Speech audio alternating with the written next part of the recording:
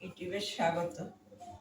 আজ আমি তৈরি করেছি আলু চচ্চড়ি, কাঁচা লঙ্কা কালো জিরে ফোড়ন দিয়ে ঝাল ঝাল করে করেছি। আর করেছি কচুরলতি রসুন দিয়ে কালো জিরে দিয়ে। সেদিন বললাম এখন আমরা খুব কচু কিছু খাবো, বর্ষাকাল। করেছি স্যালাড, পেঁয়াজ শসা।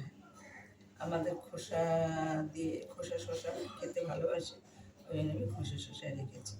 আর করেছি মাংসের কষা, আলু দিয়েছি, জিরে ফোড়ন দিয়েছি, লঙ্কা, হলুদ, আদা বাটা, জিরে বাটা, ধনে দেইনি, ধনে পাতা দিয়েছি কষাবার সময়। তারপর বেরেস্তা করে রেখেছিলাম পেঁয়াজ রসুন, ওই বেরেস্তাটা নামাবার আগে দিয়েছি। যখন দেখেছি গলে গেছে প্রায় 12 আনা, তখন তার উপরে ধনে পাতাও আমি একটু অল্প ছড়িয়ে দিয়েছি। আগে কষাবার সময় দিয়েছি, ও পরে দিয়েছি। তারপরে আমি গরম মশলা দিয়েছি, অল্প সামান্য একটু জিরে দিয়েছি, মানে চা চামচের হাফ চামচেরও কম। আচ্ছা, তার সাথে দিয়েছি এলাচ, লবঙ্গ, দারচিনি, সামরিচ, গোলমরিচ, জায়ফল অল্প দিই, আর জয়িত্রী।